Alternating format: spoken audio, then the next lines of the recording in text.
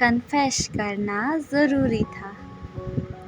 मैं उसकी एक झलक देखकर खुश हो जाया करती। मैं उससे पूरे दिन में एक बार भी बात कर लूँ, किसी बहाने से बात कर लूँ तो मेरा पूरा दिन बन जाए।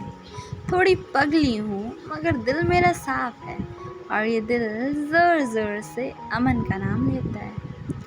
मैं हमेशा से लास्ट बेंच में बैठना पसंद करती हूँ, मगर जब से 11th क्लास में आई हूँ मैं थर्ड बेंच में बैठती हूँ, अमन की सीट से जस्ट पीछे। अगर क्लास में कुछ समझ ना भी आए या आ भी रहा हो तो जानबूझकर अमन से पूछा करती। जब वो मुझे समझा रहा होता है तो उसे देखने में अलग ही सुकून मिलता है। उस वक्त ऐसा लगता है कि बस अब ये वक्त थम जाए। लेकिन मैं और अमन सिर्फ दोस्त हैं, उतने क्लोज नहीं हैं।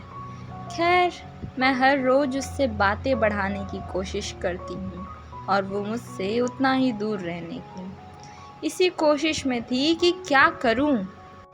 तब तक मेरे क्लास में दिव्या आई, न्यू स्टूडेंट। वो मेरे बगल में बैठी और आते साथ ही अमन से बातें करने लग गई।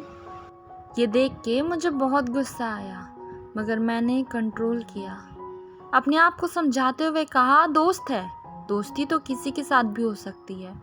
ये बात अपने आप को समझाते हुए ना जाने कितने महीने बीत गए। रोज देख रही थी दिव्या का अमन से जानबूझ के उलझना, और तो और वो कुछ ज़्यादा ही चिपकती थी अमन से। अब तो कन्फेस करना ज़रूरी हो गया था। मैंने अगले दिन ही अपने दिल की बात अमन को बताने का सोचा। बस सोच लिया था कि उसे कैसे भी मैं बता दूंगी कि कितना इम्पोर्टेंट है वो मेरे लिए।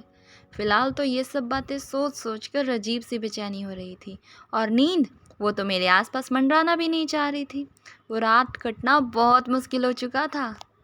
बस किसी तरह आँख लग गई मेरी। अब अगले दिन मैंने थोड़ा मेकअप कर लिया। आखिर बहुत इम्पोर्टेंट दिन होने वाला था ये। चेहरे पे स्माइल लेके चल पड़ी स्कूल की ओर। रास्ते में मैंने दिव्या को देखा, वो बहुत उदास थी। मैं उसके पास गई।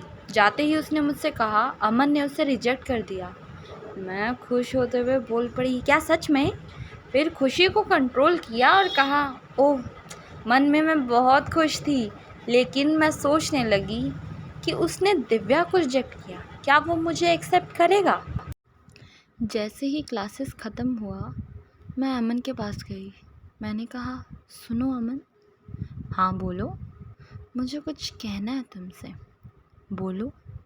इतने देर में ही एक लड़की आई अमन के पास, बहुत खूबसूरत, लंबे लंबे बाल और चेहरे पे स्माइल थी उसकी।